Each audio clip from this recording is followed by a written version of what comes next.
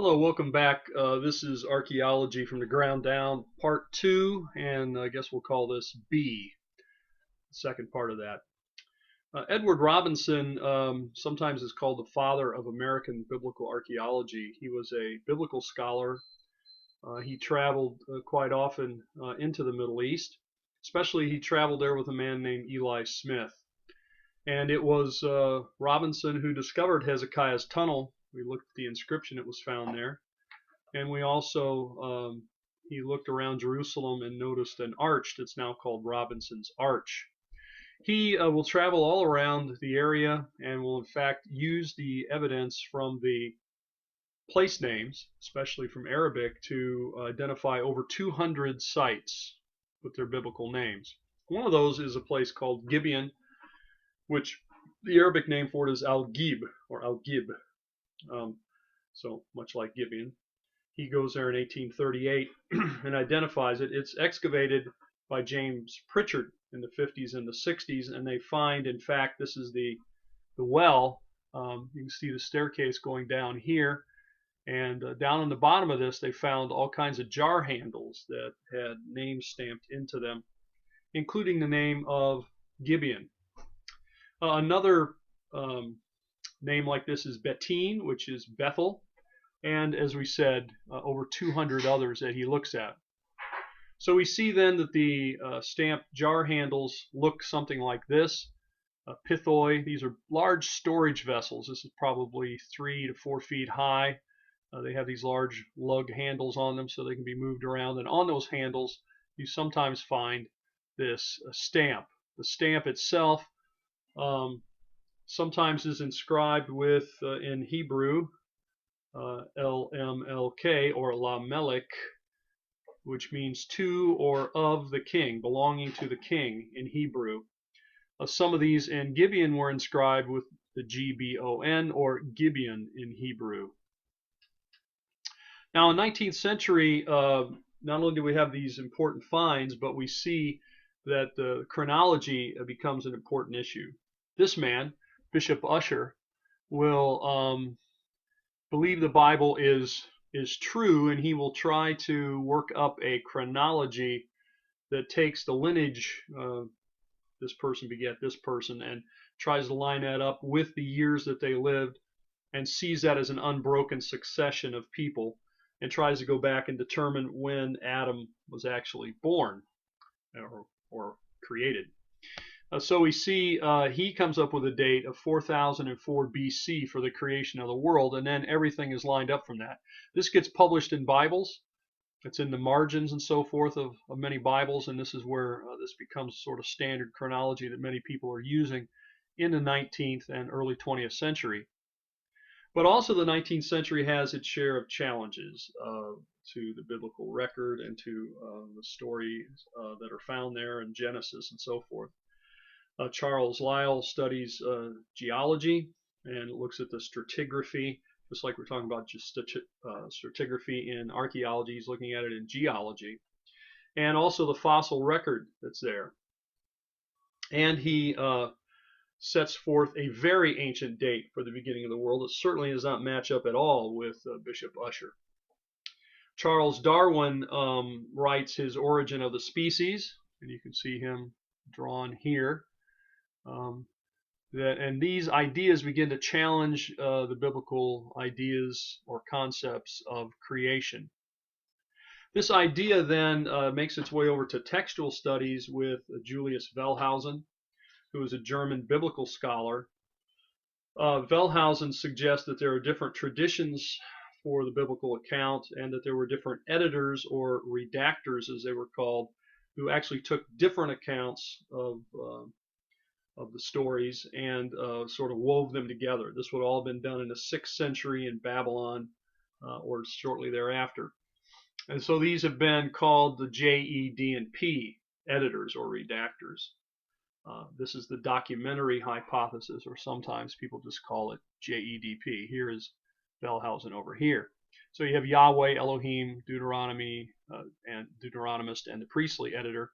For example, the first 2 chapters of Genesis give sort of different aspects of God, I guess I would say.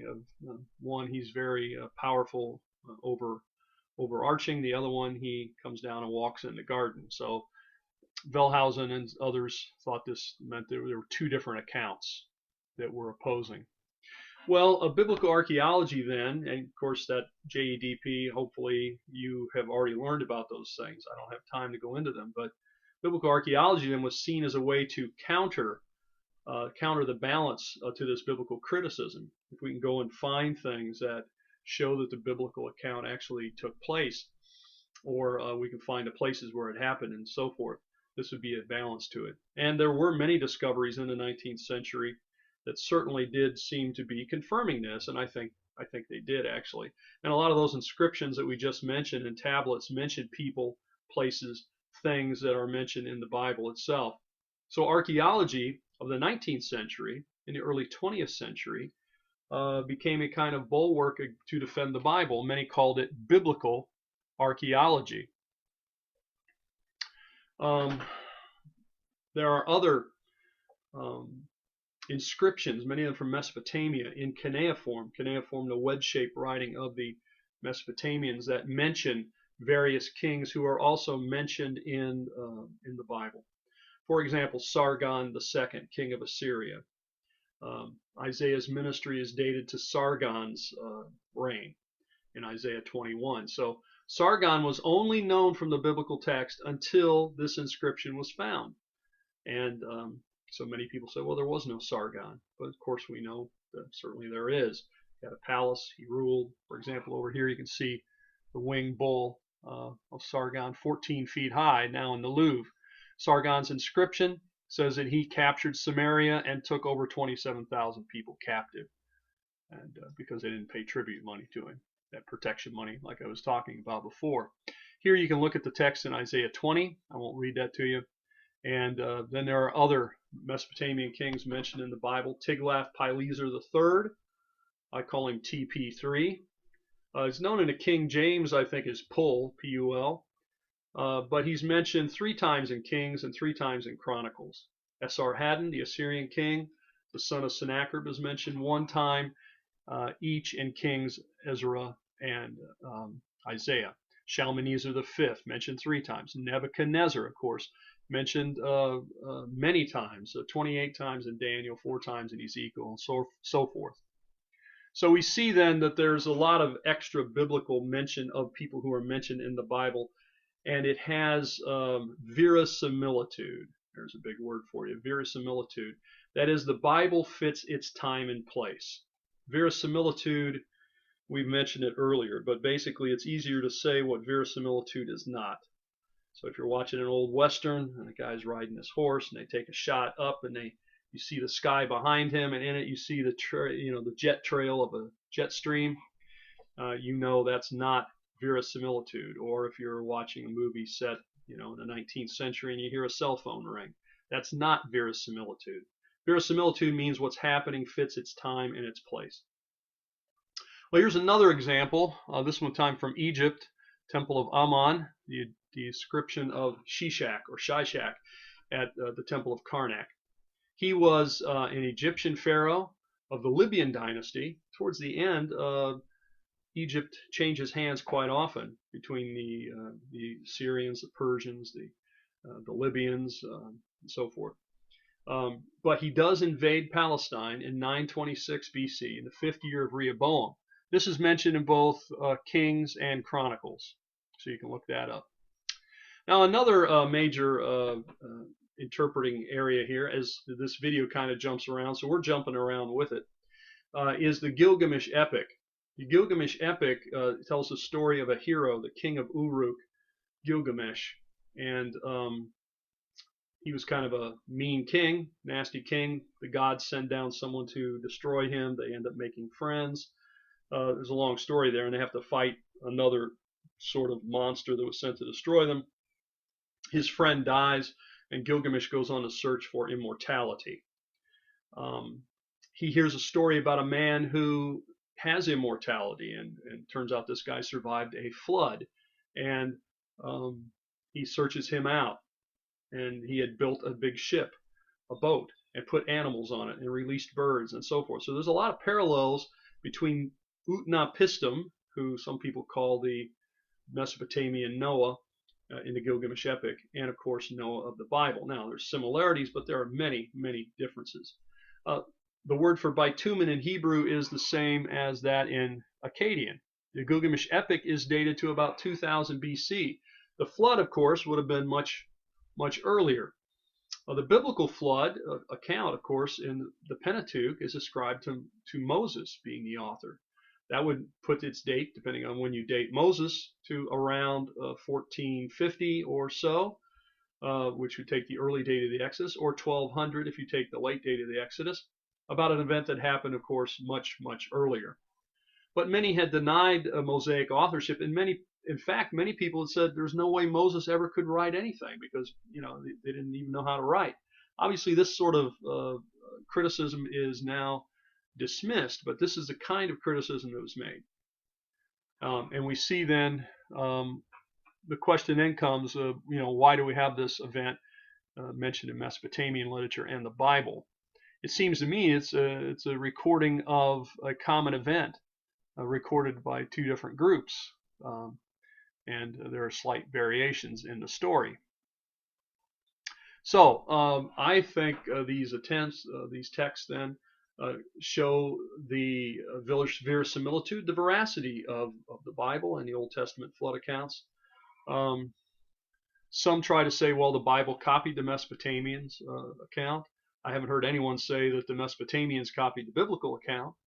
But it seems to me that there was a flood and there were two different counts of that flood. Well, much more we could say there. But the biblical archaeology debate heats up and goes on. And we see then that many in the 50s and the 60s had criticized earlier archaeologists and said they were just treasure hunters and you shouldn't trust them and that sort of thing. And so the focus then would move from proving the Bible, the veracity of it, to illuminating and illustrating the Bible.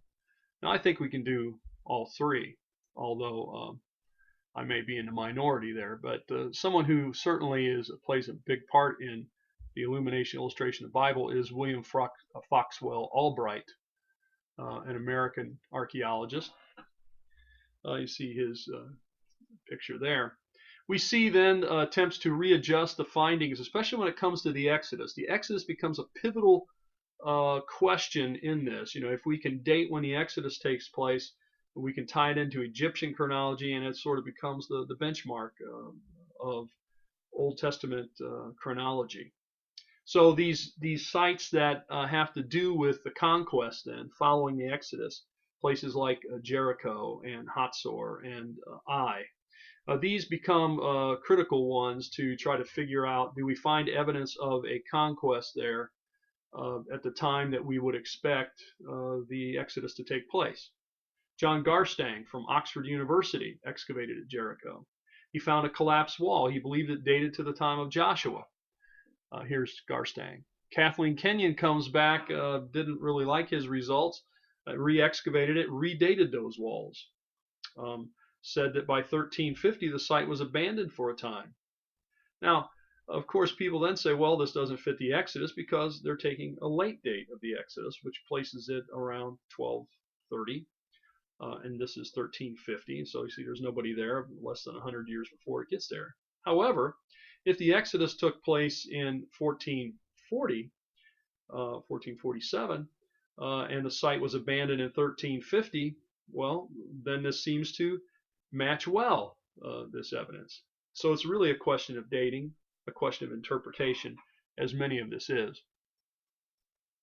So the conquest, then, as we said, this is a key and pivotal thing. Excavation sites associated with the conquest we've already mentioned, and part of it really depends on the way you look at it. So here's I've sort of given you have to look carefully at all this thing, carefully at the evidence, and how much of it's actually been excavated, how much has actually been published.